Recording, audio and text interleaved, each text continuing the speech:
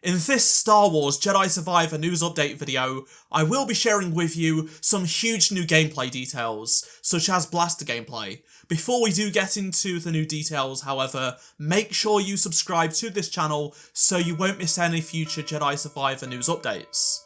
So today, the game director on Jedi Survivor, as well as Fallen Order, Stig Asmussen, did an interview with Game Informer.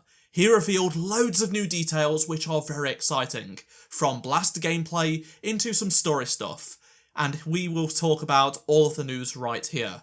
Let's start though by learning about one of the biggest additions to the game, and it's several new fighting stances for Cal Kestis. Stig starts off by saying that they have 5 fully realised stances in the game. A lot of it depends on the enemy that you're coming across. It is advantageous to use certain types of stances against certain types of enemies, and it is up to us, the player, to figure that out. It requires the player to break down the enemies and figure out what the best weapon of choice is.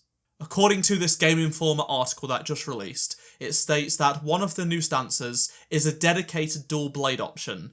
We see this in the gameplay trailer when Cal is flipping and spinning his 2 separate blades at high speed.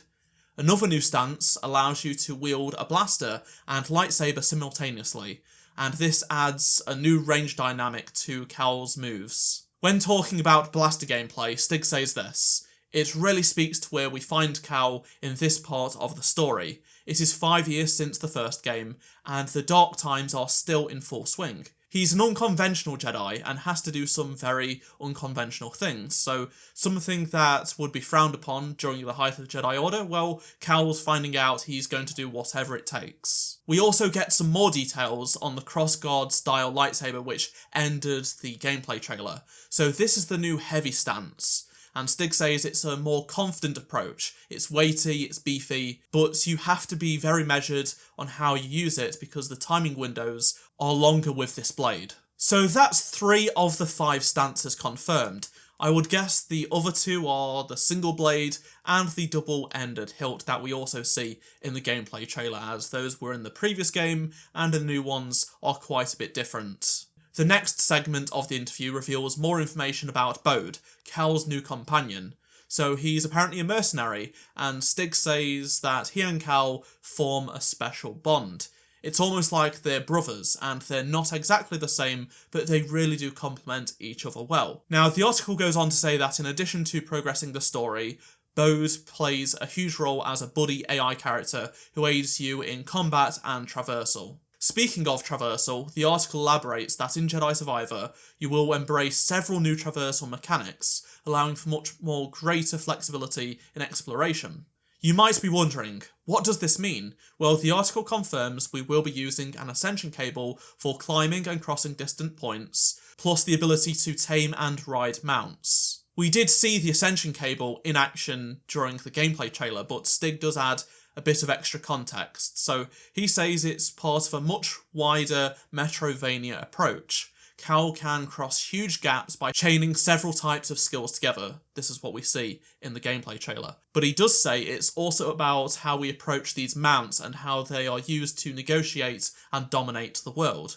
On that note, we move into a section about worlds, and Stig says that the planet that we see in the cover art, the teaser trailer, as well as the gameplay trailer for the most of it, is a brand new planet to Star Wars. It's not one that we already know. He does say that this planet is a central proving ground and place of exploration. I'd imagine this is mostly where the game is going to be set. There will be way more places to explore on this planet than the other planets in Jedi Fallen Order, but it's not just going to stop on this one planet. We will be making visits to other numerous planets though, according to the article, and we already knew that we would be exploring other planets anyway, but I'm glad they mentioned that just to include this in this article in case people think that we're only going to be sticking to this one planet. Game Informer finally add that the action and visuals, with some particularly impressive ray tracing, look phenomenal. So that is the new Game Informer article, which does reveal plenty of new details about the game. If you do want to read this article for yourself in full, you can check out the link in the description below. But I'm very happy with these details. It's nice to get something a little bit more just before Christmas, just before the end of the year, as we are less than 3 months away from the game releasing, which is very exciting. Which of these details are your favourite to learn about today? Let me know down in the comment section below, and drop a like if you did learn something new. Subscribe if you do want to stay up to date for more Jedi Survivor news updates, and if you did miss any of them, because you probably did, click on the playlist on screen right now, and I shall see you in my next Jedi Survivor video. Goodbye.